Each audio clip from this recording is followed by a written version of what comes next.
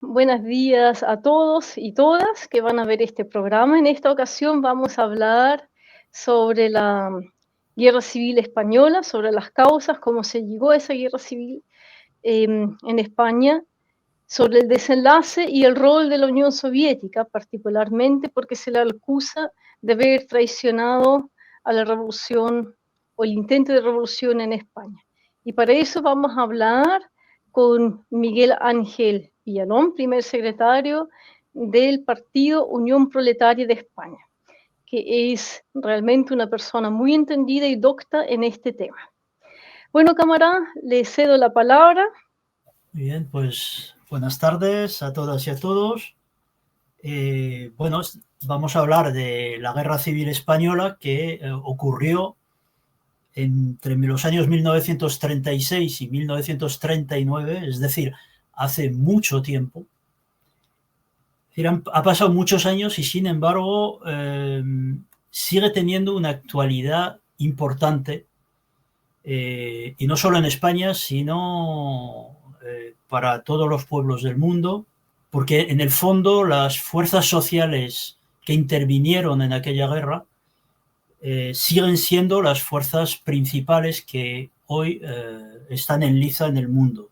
Sobre la Guerra Civil Española, los historiadores más recientes calculan que se han escrito más de 50.000 volúmenes,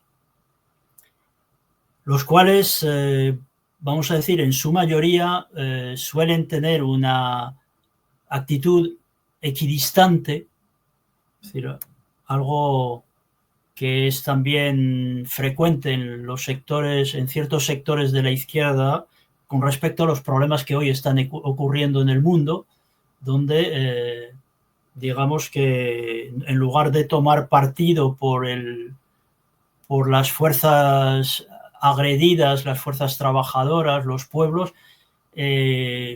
acaban creyendo toda la propaganda de los imperialistas y adoptan una posición pues como que todos son culpables y al final en realidad lo mejor es mantenerse al margen, ¿no?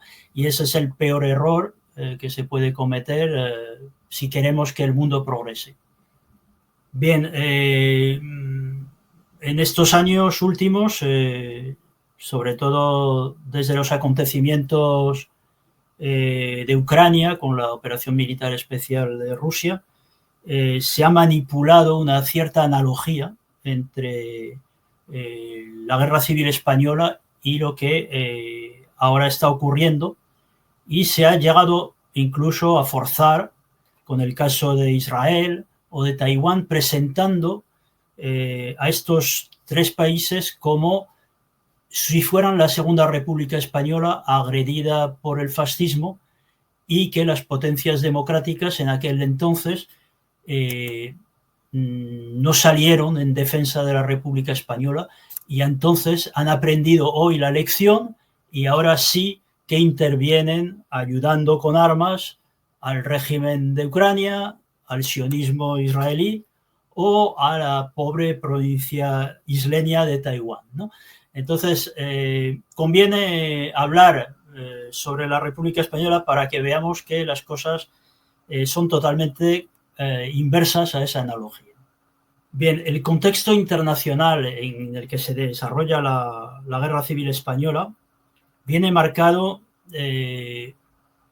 por la victoria de la Revolución Socialista de Octubre en Rusia, la consolidación del socialismo allí, mientras en el mundo capitalista entero ha estallado una crisis muy profunda, la crisis de 1929, a la cual los capitalistas están tratando de responder y de frenar la lucha de los trabajadores, ayudando al fascismo a instalarse y buscando que ese fascismo lanzarlo contra la Unión Soviética como revancha por la pérdida de ese territorio tan inmenso que se liberó del capitalismo.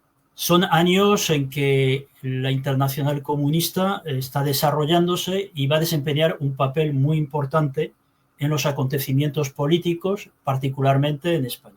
España es un país, en aquellos momentos, los años 20, 30 del siglo pasado, de tipo intermedio, es decir, un país que no es oprimido en el sentido de una colonia, sino que incluso ha sido un imperio. Lo que pasa es que un imperio en una situación de decadencia y un país capitalista atrasado. Por tanto, no es ni una gran potencia ni tampoco una colonia, ¿no? Es decir, es un país de tipo intermedio que podría tener una cierta similitud en algunos aspectos con lo que era la Rusia zarista antes de 1917. Es decir, que se reunían ahí unas condiciones muy importantes para un desarrollo revolucionario de los acontecimientos. Y de hecho, en la población española va creciendo la radicalización de carácter democrático y obrero en el país. España ha realizado hasta entonces varias revoluciones burguesas que en su conjunto han completado en lo fundamental la transformación capitalista de la sociedad española, pero con importantes resabios feudales, terratenientes, clericales. Entonces, en España, por ejemplo, más de la mitad de la población seguía desempeñándose en el campo, en la agricultura, la ganadería, y España trataba de conservar sus últimas posesiones coloniales a base de guerras en la que se veía implicada la población española, con guerras que incluso conducían a derrotas estrepitosas, como le había pasado ya a la Rusia zarista contra Japón, en Crimea, etc. Es decir, un poco una situación de ese tipo lleva al hartazgo de la población. La monarquía española en los años 20 recurre a una dictadura militar, pero esa dictadura militar está corrupta totalmente y no resuelve ni los anhelos del pueblo, ni siquiera tampoco logra esa disciplina que los explotadores quieren imponerle al pueblo. Y se desmorona esa dictadura militar y con ella la monarquía, y el pueblo conquista en 1931 la Segunda República. Esa Segunda República está dirigida, hegemonizada por los partidos republicanos burgueses y pequeño burgueses. Son partidos, vamos a decir, de izquierda, con un afán de progreso, de modernización del país, pero con mucho miedo al movimiento obrero, a que el movimiento obrero quiera emular la gesta heroica de los trabajadores soviéticos y llevar las transformaciones de España demasiado lejos, a su juicio, que es el camino del socialismo. La reacción no le queda más remedio que reconocer y dar un paso atrás. El rey se exilia, pero los militares reaccionarios, encabezados por Sanjurjo, el clero reaccionario, los terratenientes, los financieros, no dejan de conspirar para derrotar esa república de carácter democrático popular que digamos que por la que el pueblo está luchando. Es decir, que hay un proceso de radicalización de la república. El pueblo quiere una república más allá de lo que los partidos republicanos burgueses están realizando como gobierno, pero ante ese papel de freno que tienen esos partidos, finalmente la derecha logra el gobierno durante 2 años para intentar dar marcha atrás a los pocos avances que se habían conquistado y desmoralizar al pueblo. Ese bienio negro es respondido por el movimiento obrero más organizado y más consciente, con una serie de huelgas, y de esas huelgas destaca una insurrección armada incluso en una parte de España que se llama Asturias, en 1934.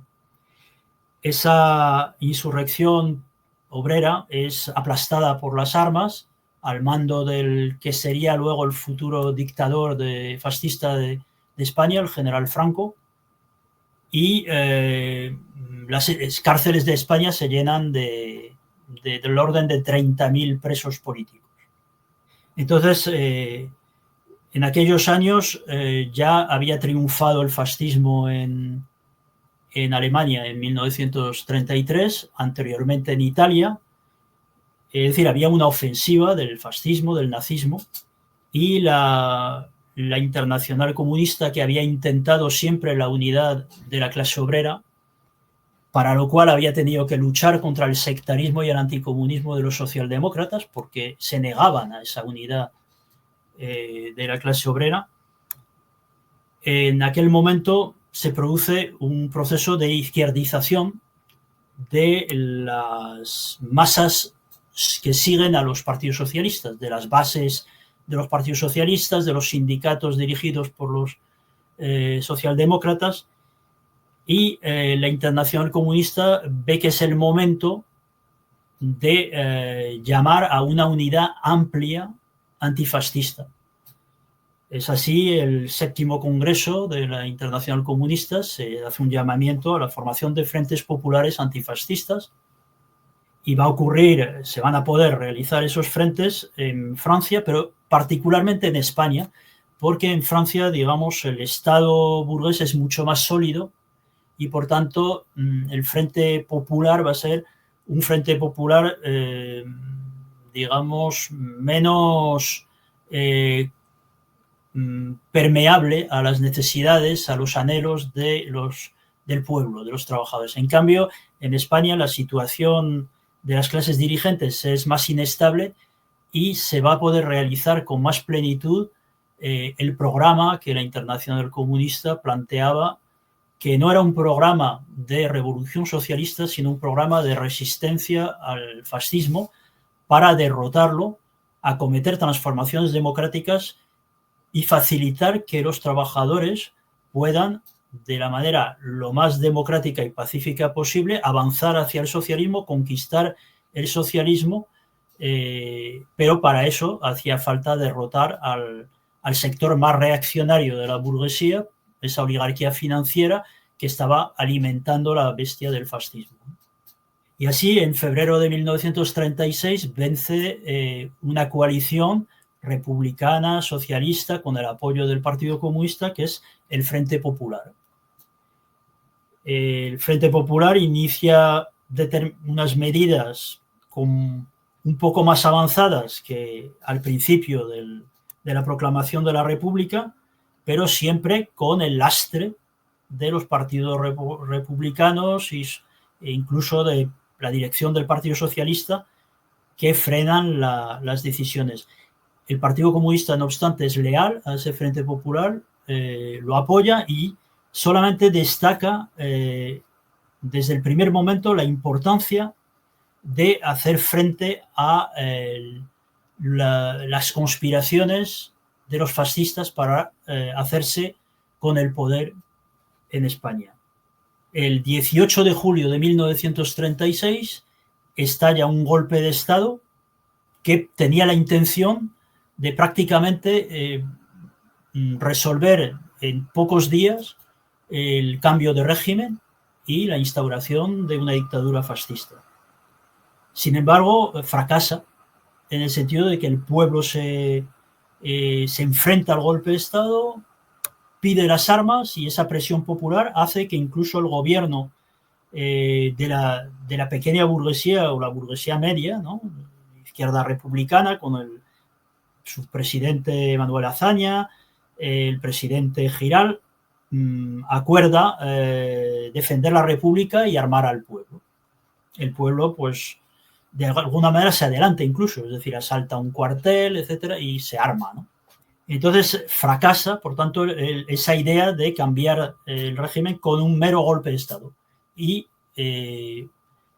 queda ese golpe de Estado triunfando en una parte del país, una parte menor, y se inicia una guerra civil entre esos rebeldes, esos militares rebeldes, con los apoyos sociales que tienen, y la mayoría del pueblo, de la tropa, tanto del ejército como de la policía, como también incluso parte de la Guardia Civil, que se pone en defensa de la República. Aquí el Partido Comunista de España tiene una gran importancia a la hora de esa respuesta popular. Es decir, ha sido un animador de esa acción de masas antifascista. Primero, advirtiendo continuamente que el principal problema es el fascismo. Es decir, sin dejarse llevar por enfoques dogmáticos sobre que da igual fascismo que democracia burguesa, que lo importante es la revolución socialista, etc. Es decir, posiciones que podían justificarse en los años de la Revolución de Octubre, cuando el imperialismo era débil y realmente el proletariado podía sostener una ofensiva victoriosa, pero una vez estabilizado el imperialismo y el imperialismo se lanza una contraofensiva fascista, el problema fundamental es sumar la mayor fuerza para derrotar esa ofensiva, y una vez roto ese ariete imperialista es cuando la clase obrera puede plantearse las tareas suyas propias, las tareas estratégicas del socialismo. Pero mientras era un absurdo, porque lo único que conseguía la clase obrera con posturas maximalistas era aislarse y favorecer la victoria del fascismo y el aplastamiento de toda la democracia, incluida la democracia proletaria. Bien, entonces el partido, desde el primer momento, el Partido Comunista de España advierte de todo eso, no solo advierte, sino que organiza a las masas contra el fascismo, promueve la unidad amplia frente a él, y había advertido, incluso había la única crítica, vamos a decir, fuerte que hacía el partido al Frente Popular entonces, era que no podía aplicarse el programa del Frente Popular si se dejaba al ejército en manos de generales fascistas y monárquicos. Es decir, se pedía una depuración del ejército como una cuestión clave, ¿no? Como la cuestión central, vamos a decir. Entonces el partido lucha por la unidad popular y por la unidad también obrera, la unidad de las organizaciones obreras. Organiza alianzas obreras y campesinas, decide integrar el sindicato comunista, Confederación General de Trabajadores Unitaria, en la UGT, que es el sindicato dirigido por el Partido Socialista. Consigue la unidad orgánica de las juventudes comunistas y las juventudes socialistas en las Juventudes Socialistas Unificadas el 1 de abril de 1936, es decir, varios meses antes del golpe de Estado. Una organización que durante la guerra llegará a tener 500.000 afiliados. Y en Cataluña se consigue la unificación también proletaria en el Partido Socialista Unificado de Cataluña. Se unifica en el Partido Comunista de Cataluña, que es la sección de la Internacional Comunista, el Partido Socialista de Cataluña, la Unión Socialista y el Partit Català Proletari. Esto el 21 de julio de 1936, prácticamente, por tanto, al tiempo del golpe de Estado. El Partido Comunista es un partido que cuando triunfa la República en 1931 está diezmado sobre todo por la represión de la dictadura militar, pero además había cometido una serie de errores. Era muy difícil navegar en las turbulentas aguas de la situación de los años 20 por parte de todos los destacamentos comunistas, particularmente en Europa, ¿no? Entonces, un partido todavía pequeño, de 800 militantes en todo el país, en 1931. En 1932 se celebra su cuarto congreso, donde, renovada la dirección, con una intervención importante de la Internacional Comunista, y llegan al frente del partido los que serían los dirigentes del partido durante toda la guerra. Y ese partido de 800 militantes, cuando triunfa el Frente Popular y se inicia la guerra civil, llega a 30.000 ya militantes. Y en el momento álgido de la guerra civil llegará a 300.000 militantes. Es decir, para que se vea la progresión una vez que ese partido consigue enrumbarse correctamente en su estrategia y táctica. Bien, el partido además no solo realiza un gran trabajo de propaganda antifascista, sino que crea en 1933 las milicias antifascistas obreras y campesinas, las MAOC. En ellas se van a formar los dirigentes militares comunistas que van a encabezar muchos destacamentos del Ejército Popular. Va a enviar a formarse a la Unión Soviética a algunos de esos dirigentes militares y por tanto es un partido que está preparándose para la confrontación incluso armada con el fascismo. Entonces, en los primeros los primeros meses de ese golpe de Estado y ese inicio de la guerra, la respuesta popular es tal que la iniciativa la lleva la República y la República está ganando. Incluso los embajadores, las personalidades tanto del bando fascista como de las democracias parlamentarias occidentales no creen en la victoria de los fascistas. Y entonces lo que se va a producir es un fenómeno de intervención internacional a favor de la rebelión fascista. De una manera directamente de apoyo, como es el caso de Alemania e Italia, que van a apoyar mucho más de lo que habían hecho al bando de Franco, es decir, ya habían ayudado a trasladar tropas desde África y desde Canarias hasta la península de España.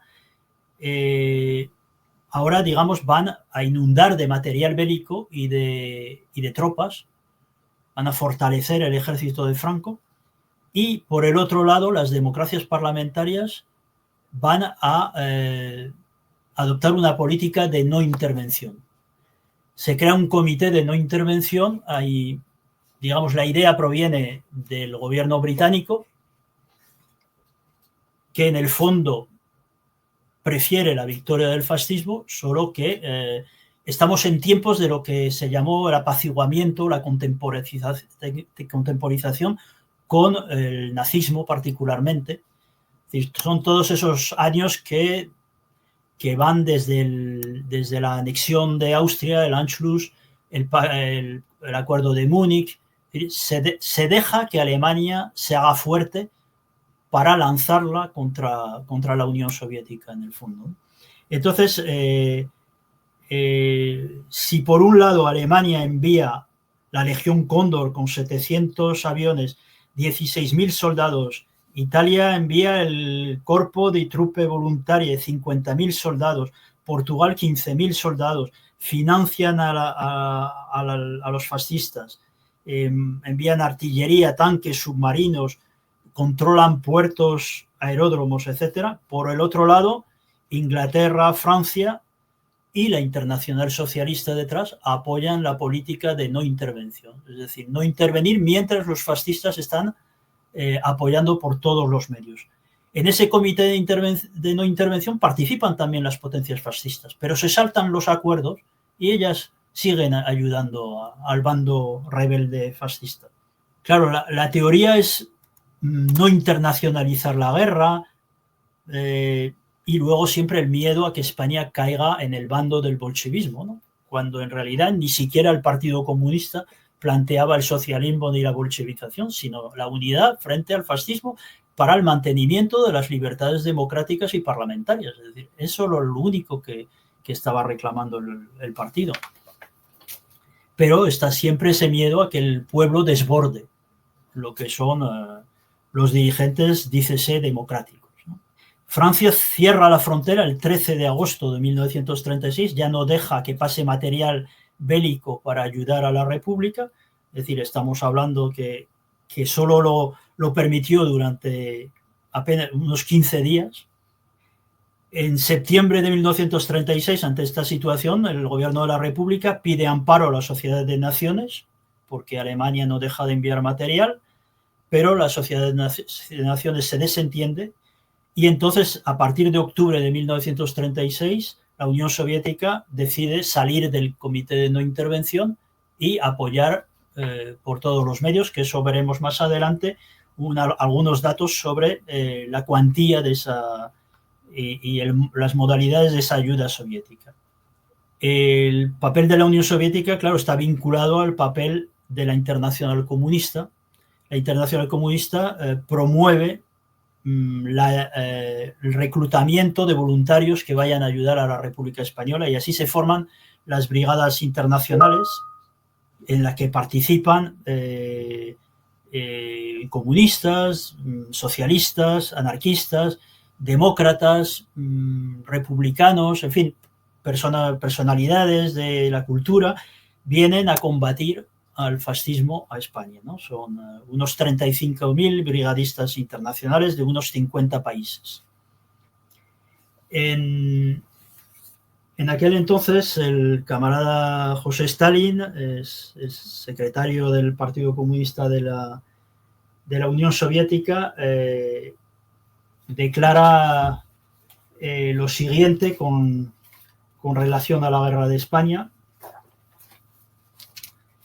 Dice: los trabajadores de la Unión Soviética, al ayudar en lo posible a las masas revolucionarias de España, no hacen más que cumplir con su deber. Se dan cuenta de que liberar a España de la opresión de los reaccionarios fascistas no es asunto privado de los españoles, sino la causa común de toda la humanidad avanzada y progresista. La socialdemocracia, en cuanto a sus bases, ayudó a formar esas brigadas internacionales, pero los dirigentes pusieron toda clase de trabas. En esa situación, el Partido Comunista de España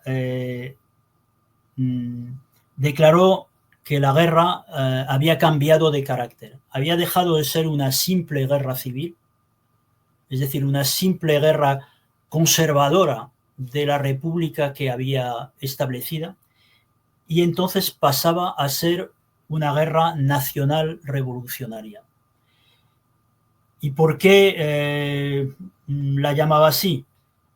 Bien, una guerra nacional se entendía porque ya no estaba sola la República y el pueblo español frente al fascismo doméstico, el fascismo que hubiera en España, sino que cada vez pesaba más en el bando rebelde la ayuda extranjera. Es decir, por tanto, la República Española no estaba luchando solo contra los reaccionarios españoles, sino principalmente contra la reacción mundial.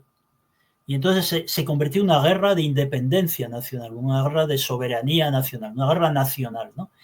¿Y por qué revolucionaria? Pues porque ya no, a falta de una ayuda de las democracias parlamentarias, a la República no le quedaba más remedio que fortalecerse internamente, cortando las raíces económicas, políticas, militares que tenía la reacción en España, acometiendo una serie de transformaciones económicas y políticas que no eran todavía socialistas, pero sí eran profundamente antimonopolistas, anti-latifundistas, anticlericales, en el sentido del clericalismo reaccionario. Por tanto, era necesario afianzar el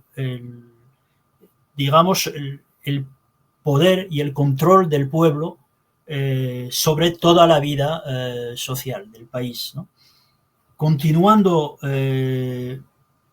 ese apoyo del Partido Comunista a la República, acepta el Partido Comunista algo que hasta entonces los comunistas siempre habían evitado mientras no hubiera un movimiento revolucionario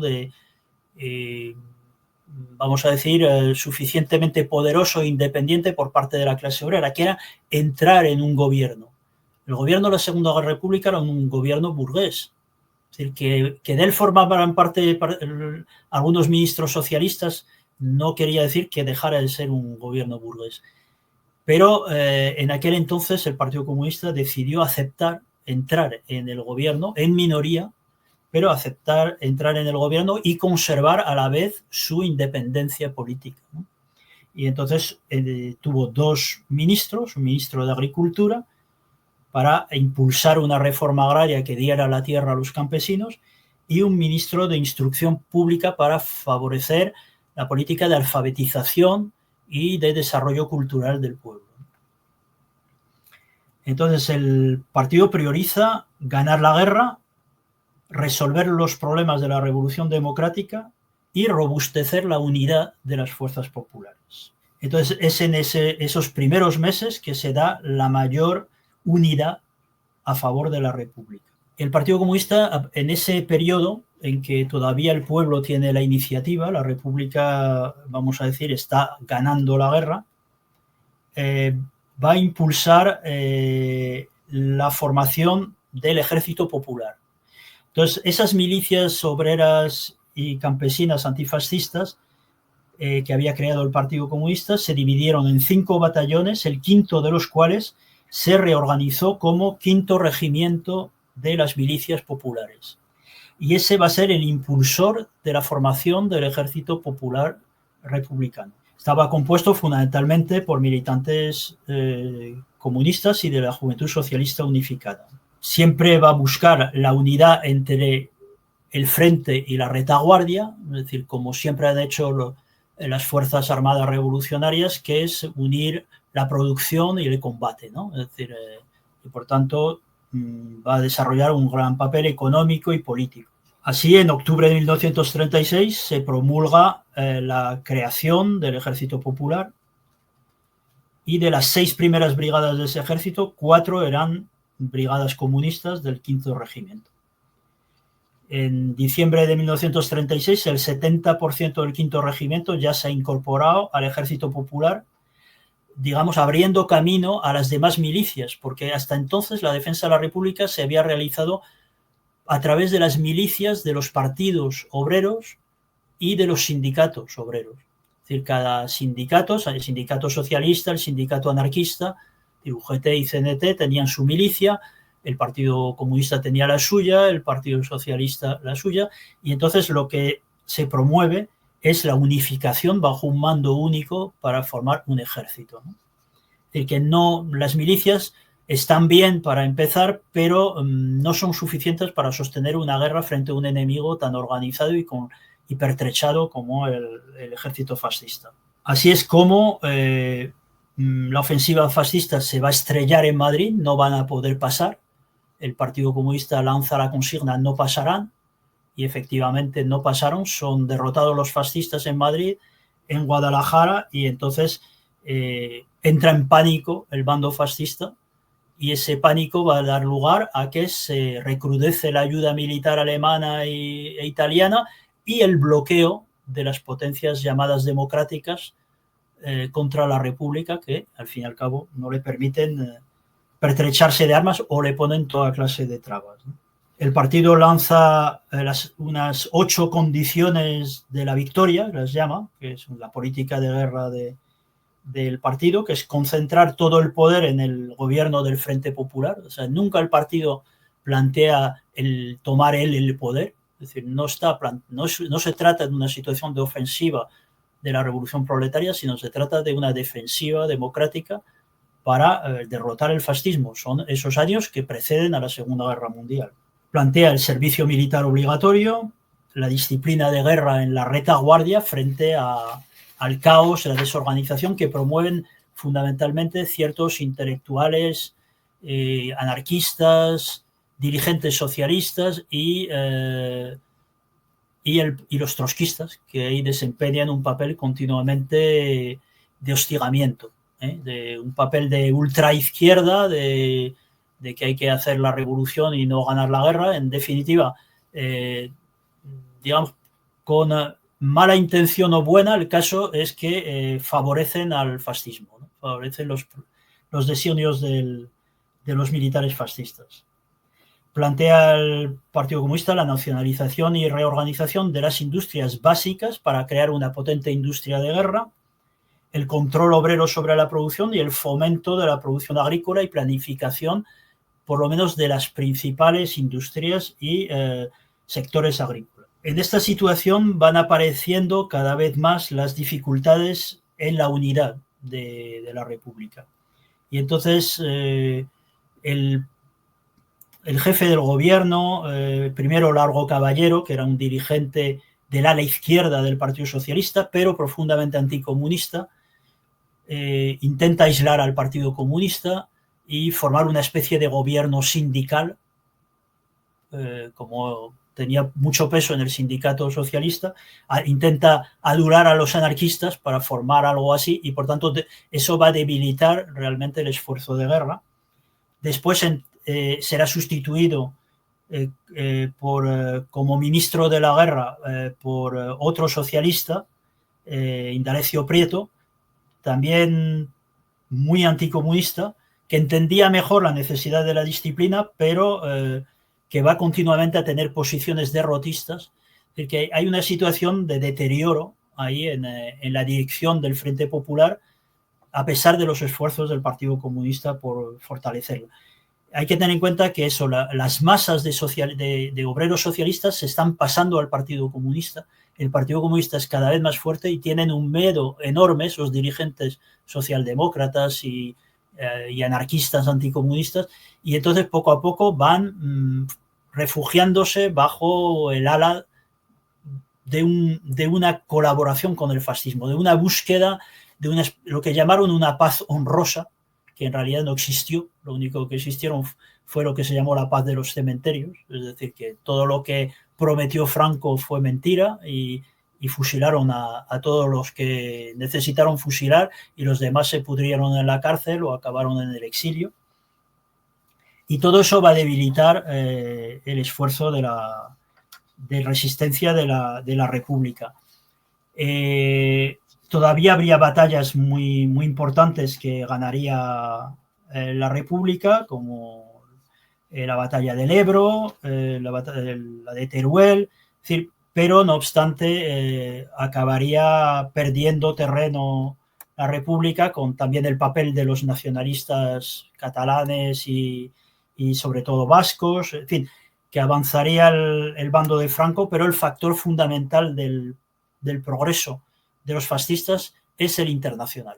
Es decir, ha sido el que solo la Unión Soviética apoyó a la República, también México, pero tenía pocos recursos para apoyar, y en cambio los fascistas recibieron abundante apoyo de Alemania, de Italia, y el bloqueo de los llamados países democráticos, ¿no?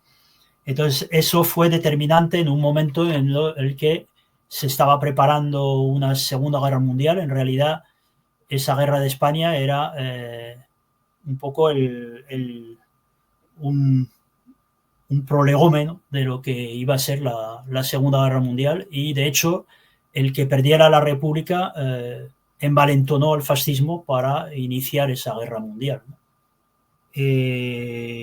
Pero los demócratas burgueses les pudo más su interés de clase, su egoísmo, su anticomunismo, que la defensa de su propio régimen preferido parlamentario, ¿no?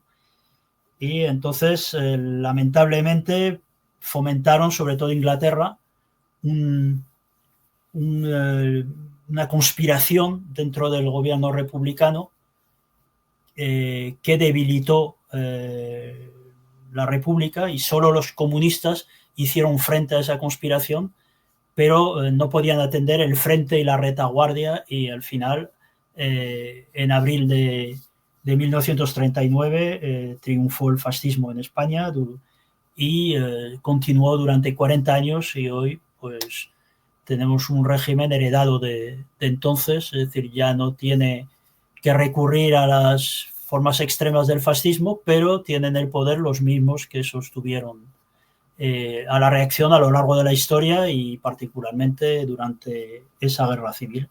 Entonces, claro, esa analogía forzada y manipulada malintencionadamente de comparar a Ucrania, Israel y Taiwán hoy con la Segunda República no tiene ninguna cabida, porque en realidad la República fue agredida, mientras que la Ucrania de hoy solo es un territorio en el que Occidente ha conquistado el poder a través de un golpe de Estado. Es decir, nada que ver con la República, que fue conquistada en las urnas por el pueblo y por tanto a favor de un progreso de la sociedad. Aquí, en cambio, en el caso de tanto de Ucrania como de Israel o como de Taiwán, estamos hablando de sectores reaccionarios que lo que intentan es perpetuar el dominio, el expolio de un puñado de magnates, de oligarcas en el mundo sobre los pueblos, ¿no?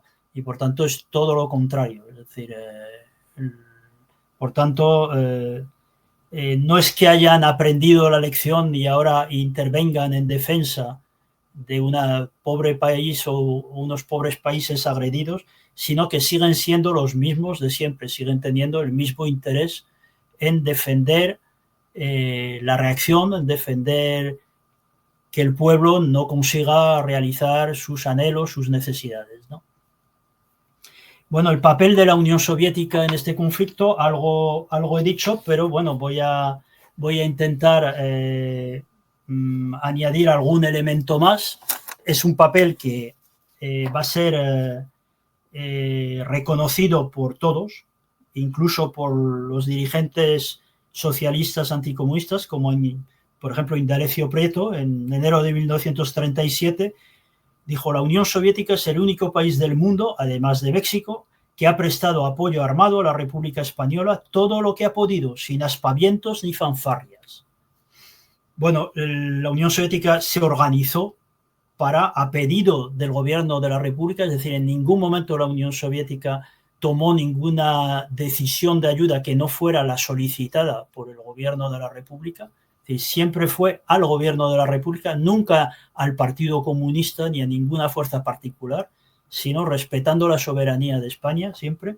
Tuvo que vencer primero la distancia geográfica, es decir, está mucho más lejos que Alemania e Italia. El bloqueo de las costas por la flota de los facciosos, tanto españoles como de las escuadras italiana y alemana. El cierre periódico de la frontera terrestre de Francia. Es decir, que mandaba material la Unión Soviética que a veces no podía llegar ni a las costas de España. De octubre de 1936 a enero de 1939, la Unión Soviética envió a la República Española 648 aviones, 374 tanques, 60 carros blindados, 1.186 piezas de artillería, 20.486 ametralladoras, cerca de 500.000 fusiles y gran cantidad de municiones y pertrechos.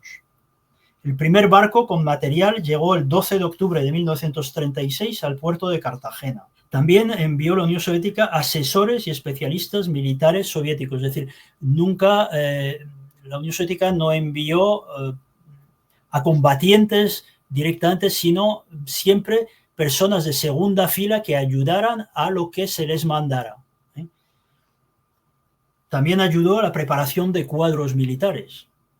Es decir, antes de la guerra, el Partido Comunista, como todos los partidos comunistas, podían ir a formarse políticamente y también militarmente, y sobre todo ante la eventualidad de que el fascismo rompiera los derechos y las libertades democráticas, por la posibilidad de defenderse. Envió, bueno, fueron famosos los tanques T-26 soviéticos, los cazas I-15 y 16, pilotados por voluntarios soviéticos, los bombarderos SB, pero bueno, con todo y eso, la suma de todos los apoyos soviéticos fueron aproximadamente algo menos de 5.000 efectivos frente a los 300.000 voluntarios del fascismo, es decir, que los que ayudaron desde el fascismo. Fallecieron en España 127 asesores y especialistas soviéticos en batallas, 11 a causa de las heridas, 32 desaparecieron y 19 murieron en accidentes, es decir, que fue una ayuda también que costó vidas a la Unión Soviética.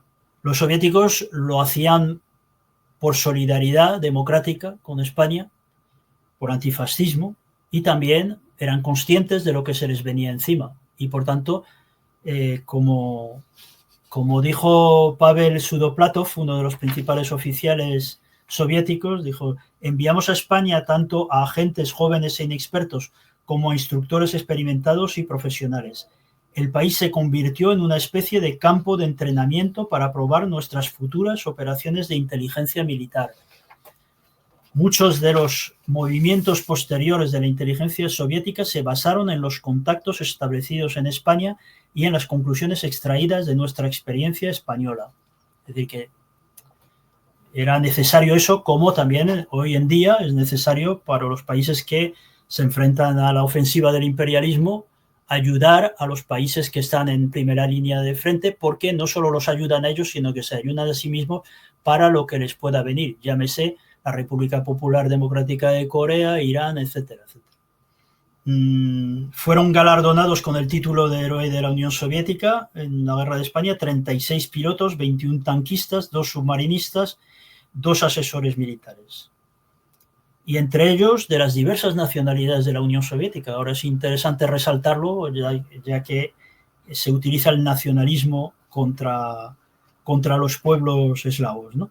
39 eran rusos, 7 ucranianos, 5 bielorrusos, 2 judíos, 2 letones, un mordvingo, incluido un búlgaro, un italiano, un suizo, que habían emigrado a la Unión Soviética. Pero no solo la Unión Soviética ayudó como Estado, sino como pueblo. Es decir, directamente la opinión pública soviética se movilizó. Había mítines, manifestaciones en decenas de ciudades, se crearon asociaciones URSS España, se realizaron colectas y donaciones, se formó un centro estatal de apoyo a la República Española, se enviaron barcos con víveres, no solamente con armamento. 1.000 toneladas de mantequilla, 4.200 de azúcar, 300 de margarina, 4.130 de trigo, 3.500 de harina, 2.600 de pescado ahumado, 2 millones de latas de conservas, 125.000 latas de leche condensada, café y cacao, 10.000 juegos de ropa. Los sindicatos soviéticos enviaron 48.000 toneladas de trigo, 100.000 latas de conserva de carne y leche condensada, 1.600 toneladas de mantequilla, 3.500 toneladas de azúcar. En total, entre julio del 36 y finales del 38, más de 274 millones de rublos recaudados por voluntarios, es decir, por la gente que lo que aportaba voluntariamente. Luego la Unión Soviética acogió a niños españoles que estaban en peligro o que habían muerto los padres, y entonces más de 3.000 niños vivieron a cuenta del Estado soviético, que adquirieron luego estudios avanzados, y la Unión Soviética intentó formarlos para el día en que el pueblo español pudiera recuperar su libertad, tener especialistas capaces de ayudar a la prosperidad de nuestro pueblo. Cuando ya se vio que todo Occidente dejaba hacer a Hitler, pues la Unión Soviética vio que ya no podía salvar la República, fue retirando la ayuda para centrarse en su propia defensa, porque no le quedaba más remedio.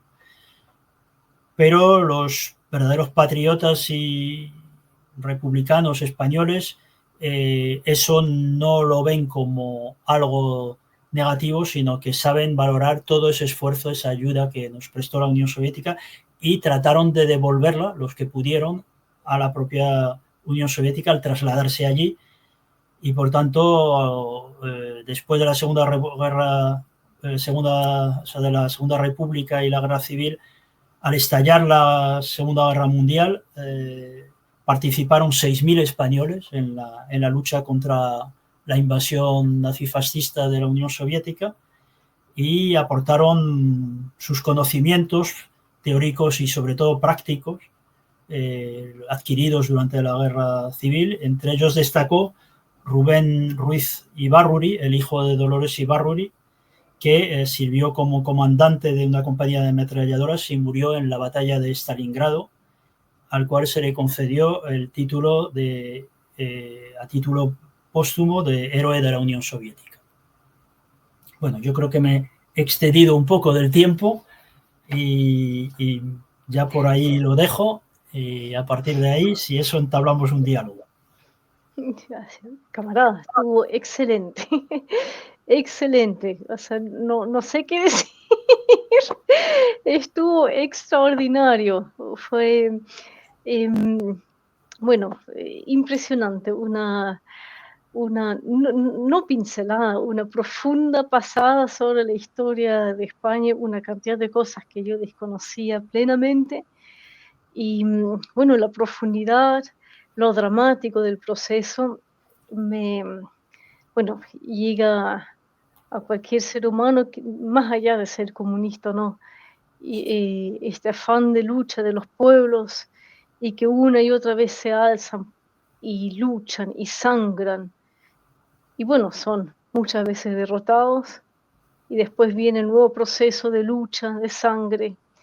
Bueno, es dramático. La historia de España tiene ciertas similitudes a la historia nuestra en Chile, que también es, bueno, yo creo que es más fracasado el proceso en Chile incluso que lo que podemos decir en España, porque allá hubo lucha, hubo organización, tenían armas en las manos. Bueno, impresionante, camarada. Camarada, una pregunta que le quería hacer y es en relación a una argumentación que frecuentemente se le escucha decir a sectores trotskistas y anarquistas, y es la acusación que ellos dicen que los comunistas habrían negado entregarle las armas a los anarquistas durante la guerra civil, que la Unión Soviética, con soporte solidario, hacía entregar a la República. ¿Cómo respondería usted esa acusación? Bien, a mí me parece, digamos que la objeción está formulada de una manera, digamos, retorcida, porque en la Unión Soviética lo que ayudaba era al gobierno legítimo de la Segunda República, elegido por el pueblo en febrero de 1936, es decir, el gobierno del Frente Popular. No ayudaba a tal o cual partido, ni le daba armas a unos y le negaba a otros, sino que era un asunto del propio gobierno republicano. La ayuda soviética se inicia en octubre de 1936, en el mismo mes en que se forma el Ejército Popular. ¿A dónde van a parar esas armas? Lógicamente al Ejército de la República. Que luego existan milicias que tardaron en integrarse en ese ejército, que se opusieron a la formación de ese ejército, eso era un asunto de orden público interno de la República. Es decir, la Unión Soviética no daba las armas a tal o cual persona, a tal o cual grupo, sino al gobierno de la República, son sus instituciones, de las cuales destacaba entre ellas el ejército republicano, con lo cual es allí donde iban a parar esas armas. Entonces, claro, lógicamente no iban a parar a alguien que no fuera ese gobierno. Por tanto, en ningún momento han sido armas para el Partido Comunista, sino han sido armas para el gobierno de la República y su ejército. Con lo cual, no se miraba cuál era el carné de afiliación del soldado que estaba combatiendo en ese ejército, si era anarquista, si era socialista, si era republicano o si no era de ningún partido o sindicato. Es decir, solamente se entregaban para un esfuerzo de guerra que decidía el gobierno republicano y no lo decidía la Unión Soviética. Camarada, y si tiene la intención, nos gustaría saber qué opinión tiene sobre esto de la indisciplina que siempre se dice del sector anarquista, por un lado, que siempre se habla de una, bueno, a veces hasta peligrosa, que en ciertos momentos incluso fueron ellos responsables del avance del bando enemigo. Y por otro lado, me gustaría preguntarle sobre la perspectiva actual que se ve, bueno, en la construcción de una fuerza comunista en España? Esas dos preguntas de cierre. Muy bien. Bueno, yo creo que ahí es evidente que hay las generalizaciones no suelen ser afortunadas. Y en el caso de los anarquistas en la Guerra Civil Española es digamos, una generalización que clama al cielo, porque los anarquistas tuvieron un comportamiento muy diferente según cuáles eran. Había anarquistas que efectivamente tendían a posiciones sectarias, aventureras, a acantonarse en determinados territorios y hacer su revolución de comunismo libertario y olvidarse de que estaban en una lucha contra el fascismo, que si triunfaba el fascismo se iba a acabar su experimento de comunismo libertario, como las comunas de Aragón, etc. Pero eso no era ni mucho menos el grueso de la militancia anarquista.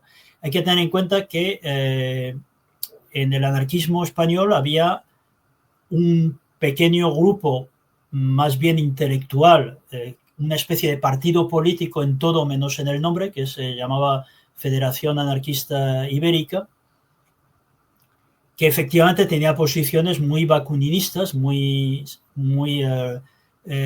antiunitarias, vamos a decir, muy maximalistas de sus objetivos, aunque ellos no lo quieran llamar así, políticos. Pero luego había un gran sindicato de masas, como es la Confederación Nacional del Trabajo, y tenían mandos como Buenaventura Durruti, que fue un anarquista absolutamente unitario y fiel a la clase obrera y fiel a su propia palabra y sus compromisos. Y murió combatiendo al fascismo. Es decir, es un ejemplo de que anarquista no necesariamente quiere decir alguien que rompe la unidad de la clase obrera, su disciplina frente al enemigo, sino que puede ser un componente muy importante de avance del movimiento obrero. Y quiero dar otro ejemplo más. El propio secretario general del Partido Comunista, José Díaz, provenía de las filas del sindicato anarquista, de la CDT. Es decir, por tanto, del anarquismo vinieron muchos cuadros del Partido Comunista que habían comprendido que el anarquismo tenía una razón de ser frente a la traición de los dirigentes reformistas del Partido Socialista y, por tanto, pues, digamos, por lo menos se unían a los demás obreros revolucionarios, aunque no fueran marxistas. En cuanto, lógicamente, surgió un Partido Comunista y pudieron ya organizarse de manera independiente como sobre la base del marxismo-leninismo, pues entonces ya muchos anarquistas evolucionaron hacia el marxismo, ¿no? Y entonces, digamos, conservaron ese espíritu auténtico revolucionario del anarquismo más sano, ¿no? De la lucha, en definitiva, contra la opresión, contra la explotación. Y por eso las grandes masas de obreros de la CNT nunca fueron un problema para la Segunda República, sino todo lo contrario. Fueron defensores de la República buscando ganar la guerra para poder seguir adelante en la liberación de la clase obrera. Bien, en cuanto a lo que ha devenido España a raíz de la derrota de la República y la victoria del fascismo, bueno, pues entonces hemos tenido un fenómeno que es un fenómeno que ya se había producido en los años 20 y que se ha producido después de la Segunda Guerra Mundial, que es que cuando es derrotada la clase obrera, el imperialismo, que es el capitalismo de los monopolios, que es el gran capitalismo, se consolida y siempre se va a apoyar en todo lo atrasado, en todo lo reaccionario y, vamos a decir, reúne eso en en un compacto político que frena el avance del pueblo. Y entonces, mientras el pueblo no rompe ese corsé, pues puede mantener formalidades democráticas. Y aparentemente eliges al presidente de la República o al presidente de un gobierno, pero al final ese gobierno hace lo que los grandes capitalistas deciden, sea del color que sea ese gobierno, sea abiertamente de derechas o supuestamente de izquierdas. Y entonces, bueno, pues ese ejemplo lo tenemos en España, lo tienen ustedes en Chile y lo hay en muchos países. Cuando el pueblo consigue liberarse de ese corsé engañoso y abrir un camino propio, es cuando entonces recurre a los métodos excepcionales del fascismo y, bueno, pues esa situación en cualquier momento se puede producir y parece que vamos camino de ello, puesto que hay tambores de guerra en toda Europa y está avanzando las formas más irracionalmente autoritarias de gobierno, y estamos en una situación tremendamente compleja y el pueblo va a sufrir, y está sufriendo ya, pero más que le espera, de enormes agresiones que van a justificarle por las buenas y si no se las impondrán por las malas.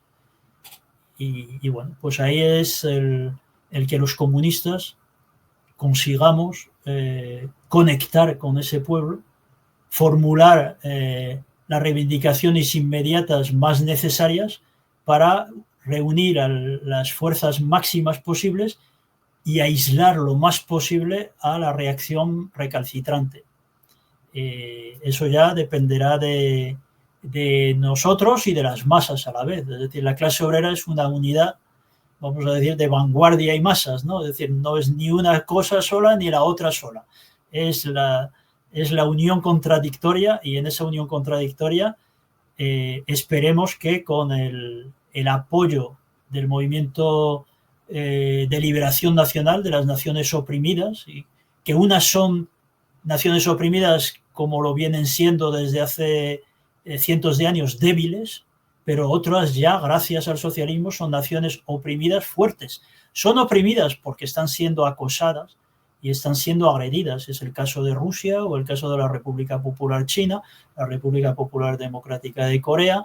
Es decir, son países que o fueron socialistas y todavía su pueblo sigue sintiendo la necesidad del socialismo, o todavía son socialistas y son hoy por hoy, digamos, el baluarte que tienen los pueblos que intentan liberarse de la dominación, de la superexplotación imperialista. Entonces, con ese apoyo que podemos tener en ellos, podemos debilitar al imperialismo aquí, debilitar a su agente en las filas del movimiento obrero, que son esa socialdemocracia, ese eurocomunismo, ese revisionismo reformista, y entonces fortalecer a la clase obrera independiente como clase, es decir, una clase obrera cada vez más consciente, mejor organizada y más capaz de tomar la dirección del pueblo entero e ir avanzando por un camino democrático lo más pacífico posible, pero eso muchas veces no va a depender del pueblo, ¿no? Eso va a ser la reacción la que rompa las reglas del juego, como lo ha demostrado muchas veces, pero no es nuestro interés nunca el que las cosas se hagan por el camino más doloroso, porque quien más sufre es el pueblo, que somos parte de él, que es nuestro. Es decir, por tanto, nosotros queremos que el pueblo se libere de la mejor manera, pero sobre todo que se libere. Y entonces eso es lo que vamos a intentar y estamos intentando en todas partes frente a todas las adversidades, pero sabiendo apreciar cómo el mundo está entrando en una dinámica nueva de carácter liberador, y que eso los trabajadores tarde o temprano van a asir esa oportunidad y van a abrir camino para nuevamente que el socialismo vuelva a triunfar y extenderse por el mundo y dejar atrás y llevar al Museo de Historia las viejas relaciones sociales capitalistas, ¿no? Camarada, excelente. Mejores palabras de cierre no podríamos tener. Entonces, camarada, me despido, fue magnífico. ¿Qué más se puede decir? Fue extraordinario. Y quedamos al habla. Seguimos para próximos temas. Estupendo. Pues muchas gracias por contar conmigo y salud y mucha fuerza para continuar en la lucha. Así lo hacemos, camarada.